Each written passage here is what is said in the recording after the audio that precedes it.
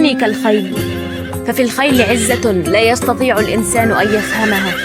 إنها تحزن ولا تبوح، وتتألم ولا تنكسر. كوني امرأة قوية، كوني لأجلك أنت، كوني صعبة الكسر رائعة ومختلفة، كوني قوية. لا تقلق ولا تحزن ولا تيأس. يحكى أنه كان هناك رجل حكيم يأتي إليه الناس من كل مكان لاستشارته، لكنهم كانوا في كل مرة يحدثونه عن نفس المشاكل والمصاعب التي تواجههم. وفي يوم من الأيام جمعهم الرجل الحكيم وقص عليهم نكتة طريفة، فانفجر الجميع ضاحكين.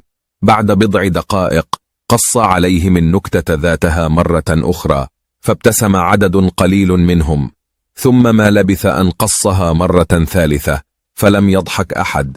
عندها ابتسم الحكيم وقال: لا يمكنكم أن تضحكوا على النكتة نفسها أكثر من مرة، فلماذا تستمرون بالتذمر والبكاء على نفس المشاكل في كل مرة؟